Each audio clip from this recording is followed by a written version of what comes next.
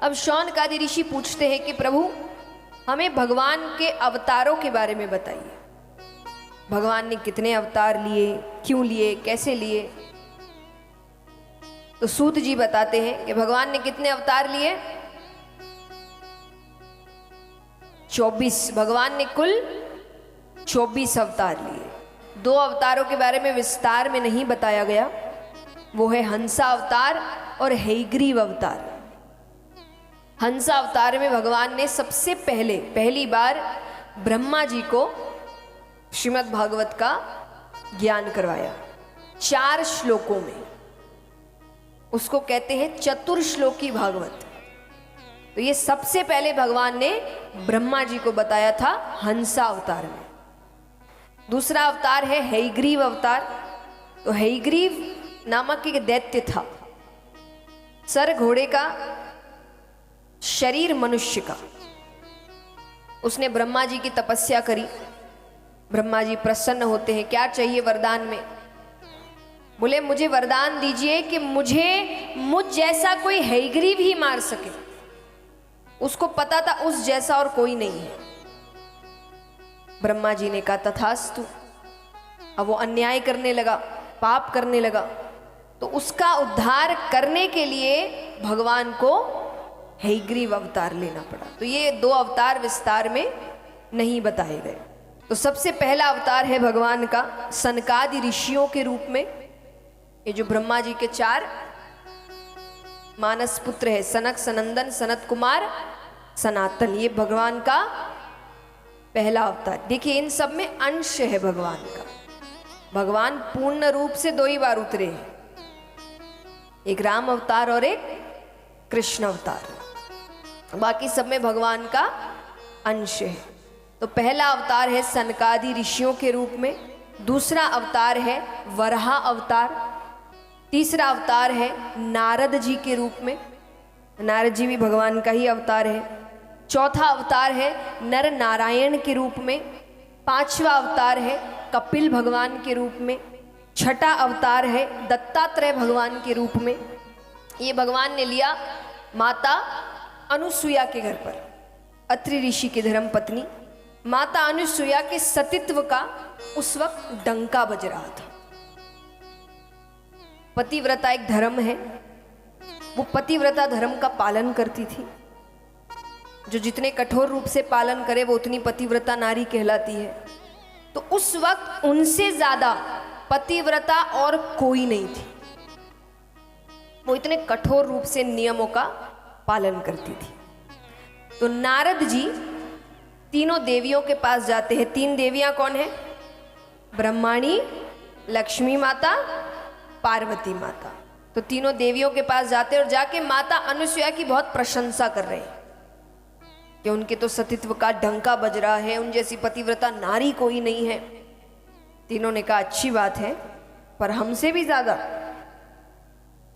बोले अभी तो आपसे भी ज्यादा, भविष्य का नहीं पता।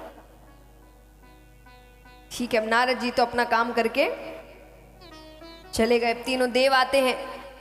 तीनों देवियों ने कहा जाइए और माता अनुसुईया के सतीत्व को भंग कर आइए। भगवान अहंकार किसी के अंदर नहीं रहने देते, चाहे उनका खुद का घर क्यों ना हो। तो तीनों देव निकलते हैं। चाहे तो भगवान वहीं समझा सकते थे, पर कुछ चीजें बताने से समझ नहीं आती जितनी करके दिखाने में समझ आती है। जैसे मान लीजिए कोई आपसे कह रहा है कि ये काम तुमसे हो ही नहीं सकता, तुम्हारे बस की बात नहीं है।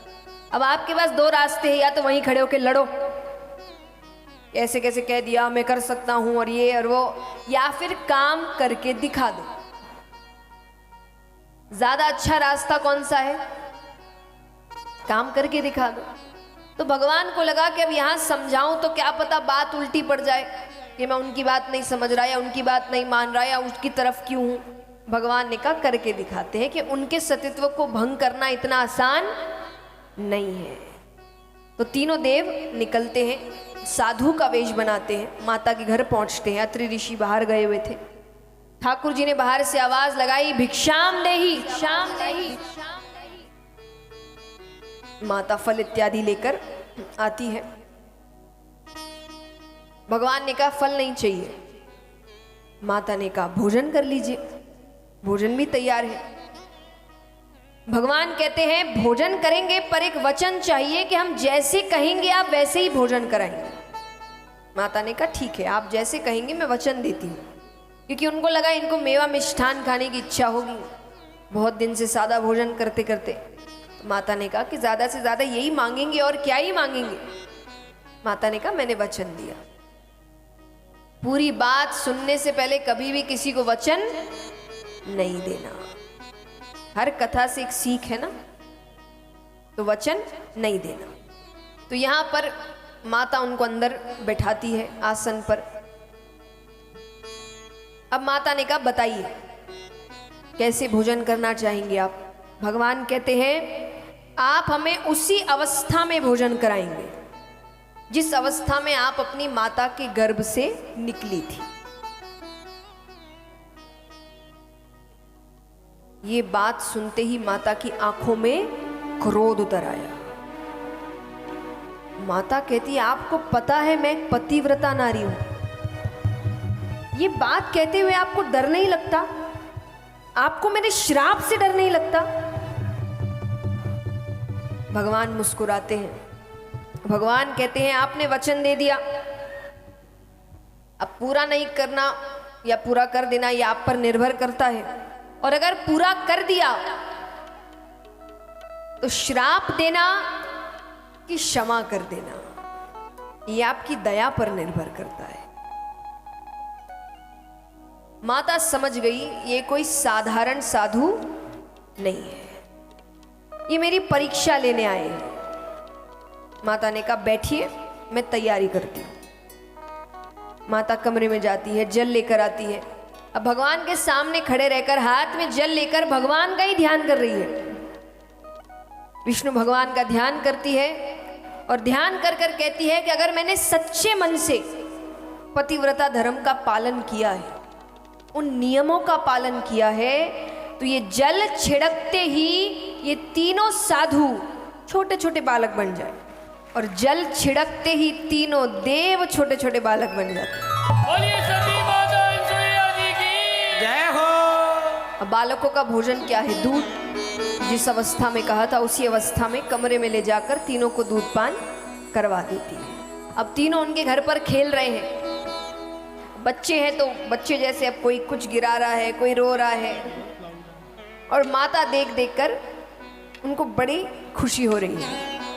अब यहाँ भगवान जाने लगते हैं। जाने लगे तो माता ने कहा कि मेरा तो मन नहीं भरा आपको खिला के। भगवान कहते मन तो हमारा भी नहीं भरा। तो तीनों देवों के अंश से माता को 3 पुत्र हुए। ब्रह्मा जी के अंश से चंद्रमा, ठाकुर जी के अंश से भगवान का छठा अवतार दत्तात्रेय भगवान, और महादेव जी के अंश से दुर्वासा ऋषि। 7वां अवतार भगवान लेते हैं स्वयंभू मनु, सची के द्वारा मनु हुए। 8वां अवतार ऋषभ देव जी के रूप में लेते हैं। 9वां अवतार राजा पृथु के रूप में लेते हैं। 10वां अवतार भगवान मत्स्य अवतार लेते हैं। 11वां अवतार भगवान कच्छप अवतार लेते हैं, ये भगवान ने समुद्र मंथन के समय लिया। 12वां अवतार भगवान धन्वंतरी जी के रूप में लेते हैं और हमें औषधियों का ज्ञान करवाया। जितनी भी दवाइयां ले रहे हैं ना, इस सब की शुरुआत धन्वंतरी जी से हुई है। तो ये भगवान का 12वां अवतार। 13वां अवतार भगवान मोहिनी अवतार लेते हैं, ये भी भगवान ने समुद्र मंथन के समय लिया। मोहिनी अवतार के बाद भगवान नरसिंह अवतार लेते हैं। नरसिंह अवतार के बाद भगवान वामन अवतार लेते हैं।